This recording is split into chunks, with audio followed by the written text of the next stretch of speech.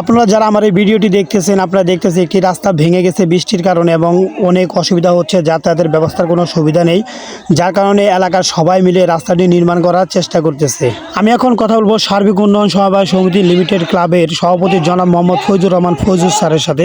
আচ্ছা স্যার, দেখতেছেন রাস্তাটা ভেঙে গেছে এবং সবাই মিলে অনেক পরিশ্রম করতেছে রাস্তাটি নির্মাণ করার জন্য, এবং রাস্তাটি ভেঙে যাওয়ার কারণে কি কি অসুবিধা হচ্ছে যদি আমাদেরকে একটু বলতেন। আমাদের এই রাস্তা অসুবিধা ভেঙে যাওয়ার কারণে আমাদের এই অত্র এলাকার ৪ নম্বর চর বাউলের পাড়া, ডিগ্রি চর, উত্তর বালুচর অত্র অঞ্চলের গ্রাম সহ আমাদের গ্রামবাসী রাস্তা চলাচল করতে বিশাল সমস্যা হচ্ছে। গাড়ি এখন আর এপারে যাচ্ছে না। এই জন্য আমরা বারবার সরকারিভাবে বিভিন্নভাবে চেষ্টা করার পরেও আমরা সুযোগ সুবিধা না পেলেও আজকে 50টা বস্তা পাইছি। এই 50টা বস্তা নিয়ে আমাদের এলাকার যুবক ছেলেদের নিয়ে এবং কিছু লোক নিয়ে আমরা অলরেডি কাজ শুরু করছি। তো আমরা আসলে অর্থনৈতিকভাবে একটু দুর্বল। এই অর্থনীতি দুর্বল হওয়ার কারণে সরকারিভাবে কোনো সুযোগ না পাওয়ার কারণে আসলে আমাদের নিজস্ব অর্থনৈতিক কাজটা করে নেবো। এই কাজটা এককভাবে কারোর পক্ষে সম্ভব না। অতএব আমরা আমাদের গ্রামবাসী এবং ঢাকাস্থ যারা চাকরি করেন, ব্যবসা করেন এবং যারা প্রবাসে আছে সকলের দৃষ্টি আকর্ষণ করছি, আমাদের কিছু অর্থনৈতিক সহায়তা দিবেন এবং পরামর্শ দিবেন এই রাস্তাটা কিভাবে কাজ করলে আমাদের এই রাস্তাটা আর নষ্ট হবে না এবং পানি নিষ্কাশনের জন্য স্থায়ী একটা সমাধান করার জন্য সুপরামর্শ কামনা করছি। এলাকার সবার সহযোগিতা কামনা করছি। স্যার, একটু কথা বলতে চাচ্ছি যে আসলে স্যার আমরা যে এখানে বিগত দেখেছি রাস্তাটা, আমরা কতদিন যাবো এই রাস্তার অসুবিধাতে ভুগতেছি? আমরা প্রায় 2 বছর ধরে আমরা এই রাস্তা দুর্ভোগ পোহাইতেছি। এই 2 বছর ধরে সরকারিভাবে বিভিন্নভাবে আমরা চেষ্টা করেও ব্যর্থ হয়েছি। অতএব আমাদের এলাকায় চলাচল করার জন্য আমরা নিজস্বভাবে উদ্যোগ নিছি। আমি আবারও অনুরোধ করি সকলের সহযোগিতা, অর্থনৈতিক এবং পরামর্শ কামনা করছি।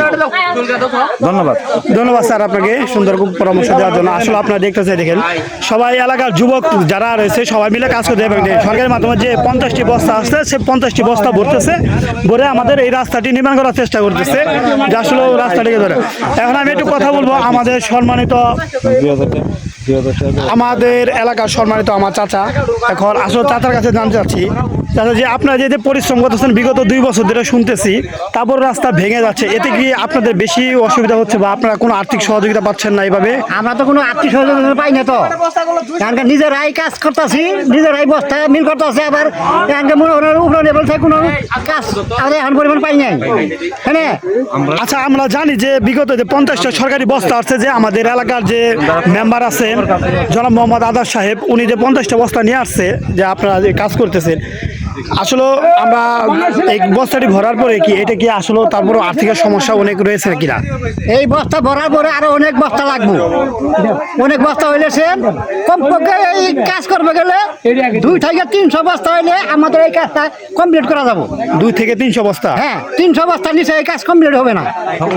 সকলে গেছে কিন্তু আমরা সাহায্য কামনা করি। আমরা সকলে কিন্তু আমরা মিলে কিন্তু এই জিনিসটা কিন্তু করবো। যাই হোক, দূরপ্রবাসে যারা আজকে আমাদের ভিডিও দেখতেছেন, ইচ্ছে হলো আপনারা আমাদের ভিডিওর পিছনে হোয়াটসঅ্যাপ নাম্বার দেওয়া থাকবে। আপনারা যদি কোনো সাহায্য করতে চান অবশ্যই আপনারা ওই হোয়াটসঅ্যাপ নাম্বারে বা আমি দিয়ে দিব আপনাদের একটা বিকাশ নাম্বার দিয়ে দিব, সেই বিকাশ নাম্বারে আপনারা ইচ্ছে করলে সহযোগিতা করতে পারেন আমাদের এলাকার উন্নয়নের জন্য। আসলে টাকা দিলে কখনো টাকা কমে না, টাকা বরঞ্চ বাড়ে। সবাই একটু সহযোগিতা করবেন যাতে সুন্দরভাবে আমাদের এই রাস্তাটি নির্মাণ করতে পারি। সবাই ভালো থাকবেন, সুস্থ থাকবেন। আল্লাহ।